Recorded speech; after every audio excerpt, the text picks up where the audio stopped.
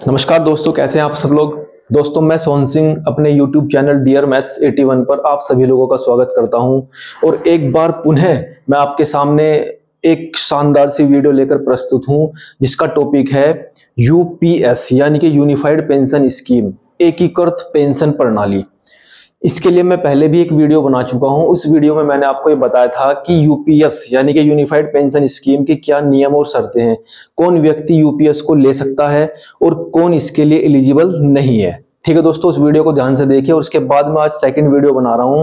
इस वीडियो में मैं आपको समझाने की कोशिश करूंगा कि जो व्यक्ति यूपीएस को लेगा उसे उसके रिटायरमेंट के बाद कितनी लगभग लमसम अमाउंट मिलेगी, यानी कि एक मुश्त राशि कितनी मिलेगी उसे जब वो रिटायर होगा, और उसके बाद जिस बेसिक पर वो रिटायर होगा उसके अनुसार उसको कितनी पेंशन मिलेगी। ठीक है दोस्तों, बहुत छोटा सा और शानदार सा वीडियो रहेगा, बस वीडियो में बने रहिए। चलिए स्टार्ट करते हैं वीडियो को।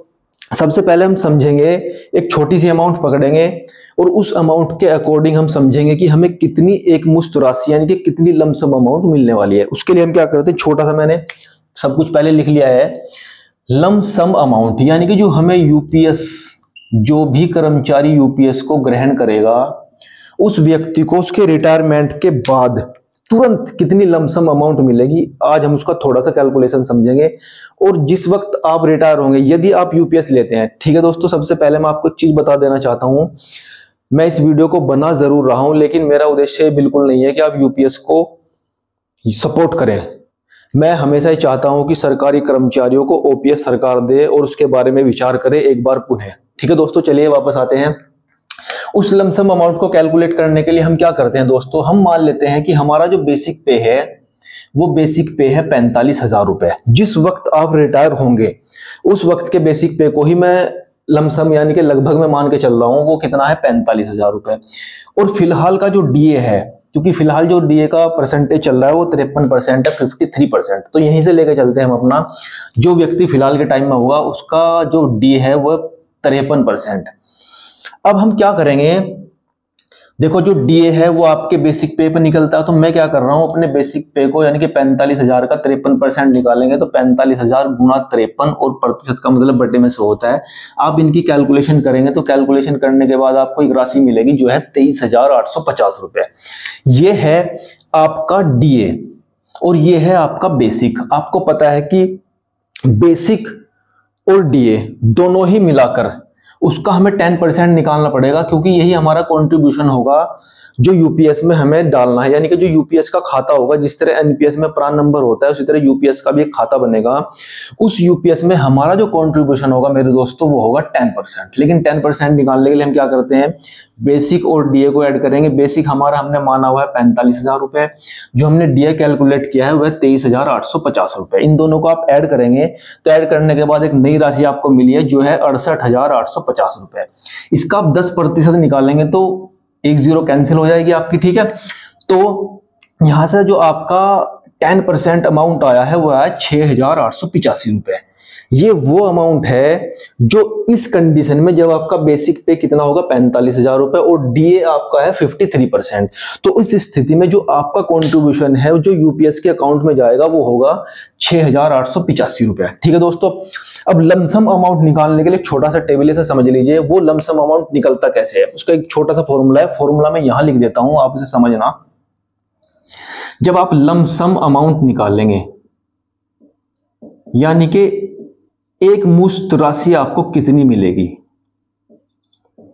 बहुत सिंपल सा फॉर्मूला है। उसके लिए हमारे पास क्या होगा, सबसे पहले आपको क्या करना होगा, जितने भी साल की आपकी सर्विस हुई है, सबसे पहले तो आपको ये मैंने पिछली वीडियो में भी बताया था कि यूपीएस में सिर्फ वही बंदा एंटर करेगा जिसकी सर्विस कम से कम 10 साल हो। ठीक है, कम से कम।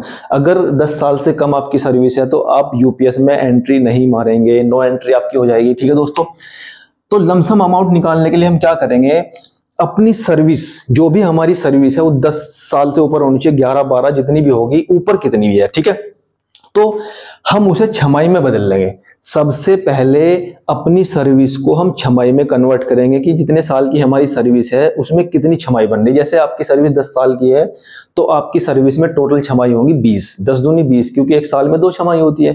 तो वो आ जाएगी आपकी 6 माह वाली संख्या, यानी कि आपकी सर्विस में कितने 6 मंथ हुए हैं, ठीक है, वो हो जाएगा यहां पर। और इनटू में आपका आएगा ये जो आपने किया है 10%, ये जो आपने किया है ये, इसकी मल्टीप्लाई करनी पड़ेगी आपको। उसमें जो भी आपने 10% निकाला है उसकी मल्टीप्लाई आप क्या करेंगे, उन नंबर ऑफ 6 मंथ्स कर देंगे जो आपके टोटल सर्विस में है। और जो भी एक राशि आएगी वही वो राशि होगी जो आपको रिटायरमेंट के जस्ट बाद एक मुश्त राशि के रूप में मिलेंगी। चलिए देखते हैं। 10% हमारा जो बेसिक पे और डीए था, क्योंकि हमारा कॉन्ट्रीब्यूशन रहेगा 6,885 रुपए, तो वो ये रहा भैया। अब हम देखेंगे कि हमने कितने साल सर्विस की है, 10 साल, 15 साल, 20 साल, 25 साल, 30 साल, कितना भी आगे चलते रहेंगे आप। सामने हमने लिखा है 6 महीनों की संख्या, यानी कि 10 साल में 6 महीनों की संख्या हो जाएगी 20, 15 साल में होगी 30, 20 साल में होगी 40, 25 में होगी 50, 30 में होगी 60। यानी कि जितने भी साल की हम सर्विस करते हैं उसमें 6 महीनों की संख्या उसकी डबल होती है। ठीक है दोस्तों, आपके सामने लिख दी गई है। अब आपको कुछ नहीं करना है, इस नंबर, ये जो आपकी राशि है 6,885, इसकी मल्टीप्लाई सामने इसमें करनी है, जो 6 महीनों की संख्या। तो जब आप 20 की गुना 6,885 में करेंगे तो जो आपके सामने राशि आई वो है 1,37,700 रुपए। अब आप देख लीजिए, अगर कोई बंदा इस बेसिक पे के साथ 10 साल सर्विस करता है तो 10 साल सर्विस करने के बाद जब वो रिटायर होगा तो रिटायर होने के बाद जो उसे एक मुश्त राशि यानी कि लमसम अमाउंट मिलेगी वो है 1,37,700 रुपए। एक बंदा जो अपने जीवन के 10 साल सरकारी सर्विस में कर रहा है तो सरकारी सर्विस में करने के बाद उसे जो एक मुश्त राशि मिलेगी वो होगी 1,37,700 रुपए। ये पैसे लेके वो अपने हाथ में अपने परिवार के सामने जाएगा और परिवार उसे क्या इनाम देगा ये देख लेना दोस्तों, ठीक है। 15 साल की सर्विस करेगा तो आप 30 हमारे हो जाएंगे, 30 की मल्टीप्लाई यहाँ पे करेंगे और मल्टीप्लाई करने के बाद आपके पास जो राशि आई है वो है 2,06,550 रुपए। इसी तरीके से मैंने सारी कैलकुलेशन 20 साल के लिए की है, ये आपकी 25 साल के लिए की है और ये आपकी 30 साल के लिए की है। दोस्तों ये वो अमाउंट है कि आपकी सर्विस कितनी हुई है और उस सर्विस के बाद जब आप रिटायर होंगे तो रिटायर होने के बाद जो आपको एक मुश्त राशि सरकार देने वाली है वो आपके सामने इस चार्ट में है। ठीक है दोस्तों, चलिए ये तो वो राशि है जो आपको एक मुश्त मिलेगी। अब मैं आपको बताऊंगा कि इतनी सर्विस करने के बाद आपकी पेंशन कितनी बनने वाली है। ठीक है दोस्तों, वीडियो में लगातार बने रहिए। अगर आपको वीडियो को ध्यान से समझना है और यूपीएस के फंडे को समझना है और कंपेयर करना है कि कितने साल की सर्विस करने के बाद यूपीएस में हमें क्या लाभ होगा और क्या हानियां होंगी, तो दोस्तों चलिए वीडियो को बने रहेंगे। हम थोड़ा सा और आगे बढ़ते हैं, अब हम समझेंगे कि यूपीएस में आपको पेंशन कितनी मिलेगी।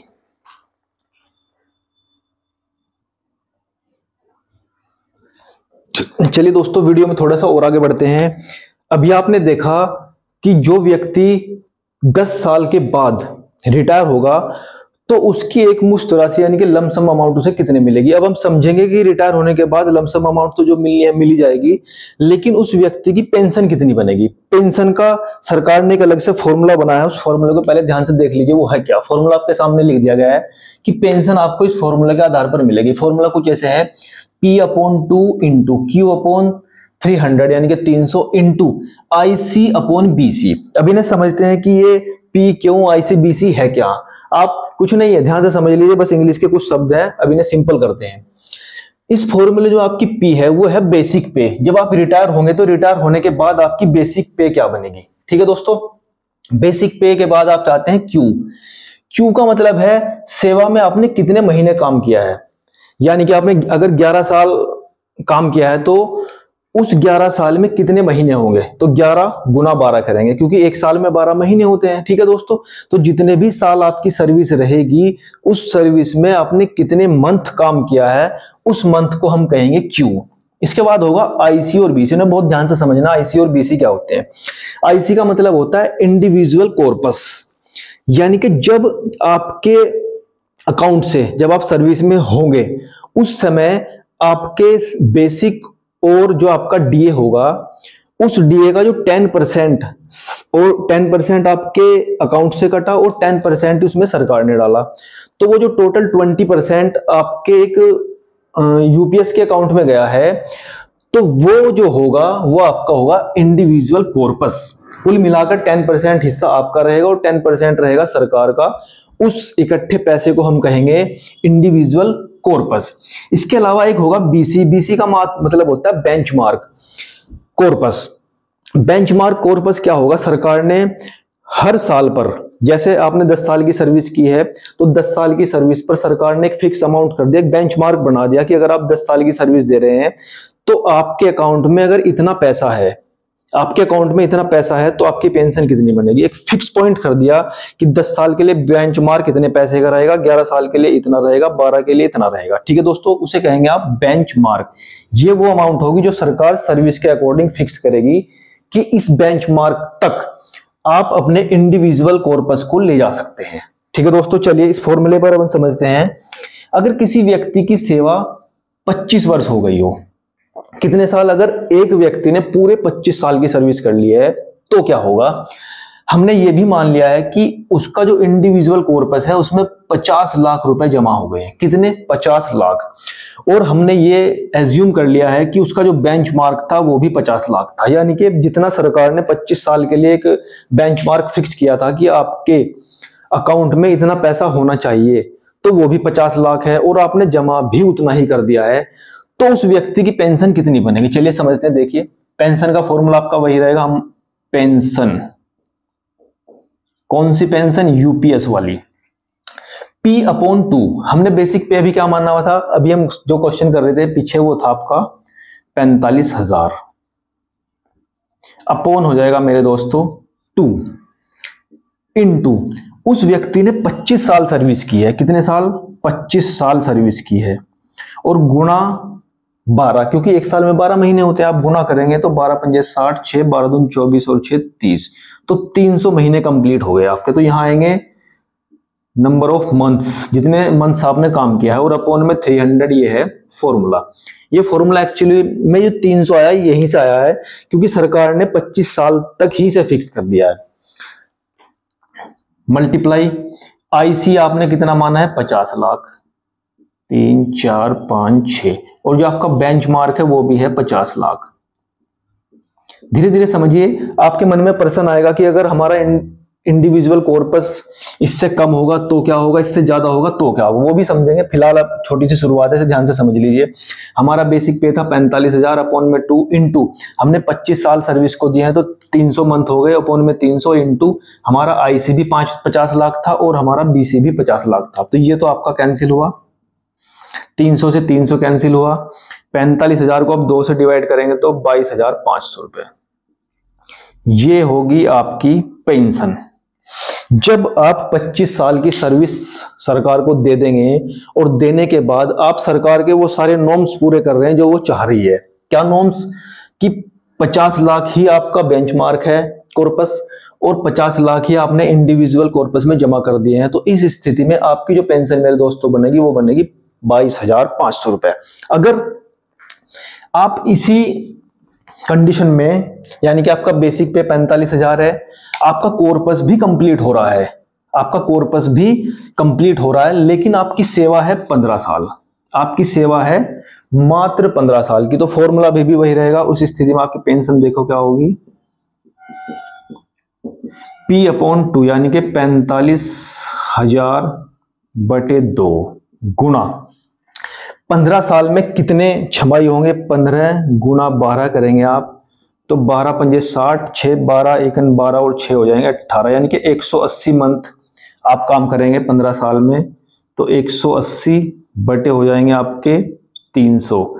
और क्योंकि आपने जितना कॉर्पस, देखिए यहाँ कॉर्पस, क्योंकि 25 साल वाला जो कॉर्पस था वो 50 लाख था, लेकिन जब आपकी सर्विस 15 साल हो जाएगी तो कॉर्पस भी थोड़ा सा डाउन होगा, उसका बेंचमार्क भी थोड़ा सा डाउन आ जाएगा। तो हमने मान लिया कि सरकार ने जो 15 वर्ष की सर्विस के लिए बेंचमार्क फिक्स किया था, हमने उतना ही पैसा अपने इंडिविजुअल अकाउंट में कॉर्पस में जमा कर दिया। मान लिया सेम है, सेम होगा तो यहाँ पर 1 आ जाएगा, क्योंकि सेम क्वांटिटी होगी तो एक दूसरे को कैंसिल कर देगी। चलिए यहाँ पर करते हैं हम 0 से 0 कैंसिल, 6 18, 6 पंजे 30, और ये आपका आ गया मेरे भैया, इसे आप डिवाइड कर लेंगे तो ये हो जाएगा 22,500 गुणा 3 और बटे में हो जाएगा 5। 5 से डिवाइड करते हैं, 5 चौक 20, 5 पंजे 25, ये हो गया 4500। 4500 की गुणा 3 में करेंगे, 3 0 0 3 0 0, 3 पंजे 15, 1 3 चौक 12 और 1 13, 13,500 रुपए।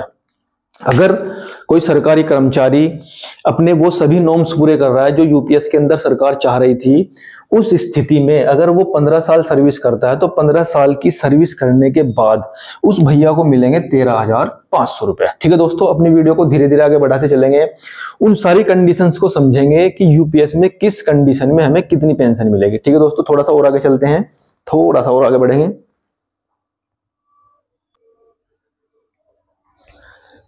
देखिए दोस्तों, अब थोड़ी सी अलग कंडीशन हो गई है। कंडीशन अब ये बन गई है कि अगर हमारा सर्विस का टाइम है 10 साल, लेकिन अब हमारा जो इंडिविजुअल कॉर्पस है वो हो गया 22 लाख, और 10 साल की सर्विस के लिए हमने मान लिया कि जो सरकार ने बेंचमार्क बनाया है वो बनाया है 25 लाख, यानी कि आप बेंचमार्क जो है 10 साल के लिए 25 लाख बना दिया गया, लेकिन हमारा जो इंडिविजुअल कॉर्पस था उसमें कुल मिलाकर 22 लाख ही जमा हो पाए हैं, 22 लाख ही जमा हो पाए हैं। अब यहां पर सरकार ने कंडीशन दे दी है क्या, कि अगर आपको उतनी ही पेंशन चाहिए जितनी कि आपको 10 साल पर मिलनी चाहिए थी, तो आपके पास ऑप्शन ये है कि जितना भी बेंचमार्क सरकार ने फिक्स किया था आप अपने इंडिविजुअल कॉर्पस को एक्स्ट्रा पैसे जमा कर उतने ही कर दीजिए। ठीक है, एक सरकारी कर्मचारी बेचारा जो रिटायर होने की पोजीशन पर जा रहा है, जिसे 10 साल की सर्विस करने के बाद जो लमसम अमाउंट थी वो 1 या 1.5 लाख रुपए मिलेगी, वो अपना कॉर्पस पूरा करने के लिए उसमें एक्स्ट्रा पैसे कहां से डालेगा भाई। लेकिन चलिए, सरकार ने फॉर्मूला बनाया तो समझते हैं। तो अगर आप इस कॉर्पस को पूरा कर देते हैं तो पेंशन उतनी ही मिलेगी जो फॉर्मूले के अनुसार है, लेकिन अगर ये कॉर्पस पूरा नहीं हो पाता है तो देखिए क्या होगा। चलिए निकालते हैं, हम कैलकुलेशन को करते हैं, आपकी पेंशन क्या बनेगी। पेंशन, चलिए फॉर्मूला वही रहेगा, P/2, आपका बेसिक वही चल रहा है 45,000 का, अपॉन में 2 इंटू क्यू। हमने 10 साल काम किया है तो 10 साल में आपके हो जाएंगे भैया 120 महीने, 120 महीने, और बटे में तो आपका 300 आना ही है, और गुना में आएगा आपका, देखो 22 लाख बटे 25 लाख, तो कुल मिलाकर यहां आ जाएगा 22 बटे 25, क्योंकि जो जीरो है वो कैंसिल हो जाएंगी। यहां जो भी अमाउंट आपकी होगी वो आएगी, क्योंकि इसमें सेम जीरो हो रही थी वो कैंसिल होगी, तो 22/25 आ गया। थोड़ा सा सॉल्व करते हैं आप इसे, 0 से 0, 2 से काट लेते हैं, 2 छंग 12, 2 से काटेंगे तो 15, और ये आपका कुल मिलाकर आया था 22,500 गुणा 6 गुणा 22 और गुणा मेरे दोस्तों आ गया 15/25। जब आप इसे सॉल्व करेंगे, देखो कैलकुलेशन है, टाइम वेस्ट होगा, कैलकुलेशन तो आप कर ही लेंगे, तो इसे कैलकुलेट करके आप मेरे भाई आ रहा है 7,920 रुपए, 7,920 रुपए, ये बनी है आपकी पेंशन। अब दोस्तों यहां समझना आपको ये है, पिछली वीडियो में मैंने आपको बताया था कि सरकार ने निश्चित किया है कि जो कम से कम पेंशन होगी वो आपकी 10,000 होगी। अब यहां सरकार की बात, वो जो सरकार ने झोल किया था ना 10,000 का, वो अब समझ में आएगा आपकी, वो 10,000 का झोल क्या था। अगर आप इस कॉर्पस को पूरा करते हैं, यानी कि जितना बेंचमार्क सरकार ने बनाया था और आपने उतना ही अपने इंडिविजुअल कॉर्पस में जमा कर दिया, यानी कि दोनों बराबर हैं, और बराबर करने से ये जो अमाउंट पेंशन की आ रही है ये 10,000 से कम है, तो आपको 10,000 तो मिलेंगे। कब? जब आप इन दोनों को लेवल कर लेंगे। लेकिन अगर आपका इंडिविजुअल कॉर्पस कम है और कम होने के बाद जो अमाउंट आपके पास आई है, फिर इसमें कोई चेंज नहीं होगा, जितनी भी ये होगी उतनी आपको पेंशन मिलेगी। बस इसमें आपको एक्स्ट्रा क्या जोड़ देना है, डीआर। ठीक है, इससे पहले भी जो मैंने पेंशन निकाली थी 25 वर्ष के लिए, 15 वर्ष के लिए, वहां भी आपको डीआर एक्स्ट्रा जोड़ना है, लेकिन सरकार ने भी निश्चित नहीं किया कि डीआर किस हिसाब से आपको मिलने वाला है। तो यहां पर ध्यान से समझ लेना क्या बताया है। यहां पर आपको बताया गया है कि अगर आपके दोनों बराबर हो गए और इस स्थिति में आपकी जो पेंशन है वो 10,000 से कम निकल रही है अकॉर्डिंग टू फॉर्मूला, तो उस स्थिति में आपको पूरे 10,000 पेंशन मिलेगी, क्योंकि फिक्स कर दी मिनिमम। लेकिन कब मिलेगी? जब आप इसे लेवल कर लेंगे। लेकिन अगर ये लेवल ना हुआ तो जो भी पेंशन निकल के आएगी according to formula plus DR, वही आपको मिलने वाला है। ठीक है दोस्तों, ये आपने वो कंडीशन समझिए जब आपका इंडिविजुअल कॉर्पस कम है, तब उस स्थिति में पेंशन क्या बनेगी। चलिए इसी तरीके की एक और कंडीशन आगे बढ़ते हैं सर्विस के अकॉर्डिंग।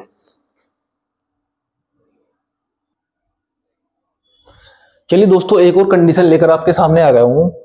कंडीशन ये बन रही है कि जो आपका सर्विस टाइम है वो तो 25 साल है, पूरा 25 साल है, यानी कि 300 महीने पूरे हैं। आपका इंडिविजुअल कॉर्पस भी पूरा है, आपका बेंचमार्क भी 50 लाख है ना, आईसी भी 50 लाख और बीसी भी 50 लाख। लेकिन यहाँ कंडीशन ये आ गई, अगर किसी सरकारी कर्मचारी को अचानक अपनी सर्विस के दौरान पैसे निकालने की जरूरत पड़ेगी और उसने क्या किया कि इसमें से विड्रॉ कर लिए, इसने विड्रॉ कर लिए 10 लाख रुपए, जबकि इसका कॉर्पस पूरा हो जाता अगर ये पूरा सर्विस देता, लेकिन इसे कहीं अचानक से पैसे की जरूरत पड़ी और जरूरत पड़ने पर इसने अपने कॉर्पस से 10 लाख रुपए बाहर निकाल लिए। तो अब इसका कॉर्पस जो है वो 40 लाख का बचा है, आईसी जो है वो 40 लाख का बचा है। ठीक है दोस्तों, अब हमारा जो फॉर्मूला यहां कहेगा, यहां पर इंडिविजुअल कॉर्पस में आपके 40 लाख काउंट होंगे, ना कि 50 लाख। अब उसके पास दो ऑप्शन है, क्या तो वो अपने कॉर्पस को 10 लाख रुपए जमा करके पूरा करे और पूरा करने के बाद जितनी भी उसकी पेंशन बनती वो बनेगी। लेकिन अगर वो विड्रॉ करने के बाद जमा नहीं कर पा रहा तो उसकी पेंशन क्या होगी दोस्तों, ये समझ लीजिए। देखिए यहां पर आपकी पेंशन बनेगी,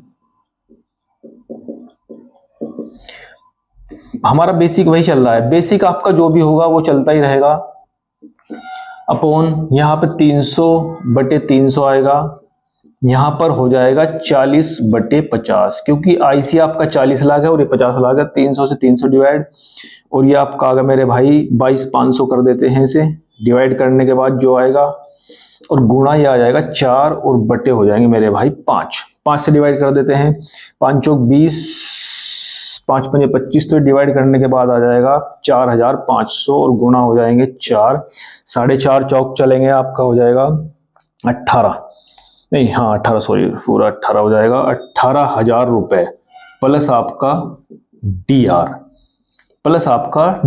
अब आप ध्यान से देखिए, अभी हमने शुरुआत में कंडीशन बताई थी कि जब आपकी सर्विस 25 साल थी, आपके जो इंडिविजुअल कॉर्पस था वो भी 50 लाख और बेंचमार्क वाला जो कॉर्पस था वो भी 50 लाख, दो सब कुछ सेम था। तो वहां जो आपकी पेंशन थी वो बन रही थी 22,500 रुपए प्लस डीआर। लेकिन जब आपने इसमें से 10 लाख विड्रॉल कर लिए, तो विड्रॉ करने के बाद आपके पास जो पेंशन बची है वो 18,000 प्लस डीआर। ठीक है दोस्तों, अब इस तरीके से आपके पास बहुत सारी कंडीशन दी है सरकार ने, इसमें अलग अलग कंडीशन में आपको पेंशन किस तरीके से मिलेगी, अभी निर्भर करेगा आपकी बेसिक पे पर।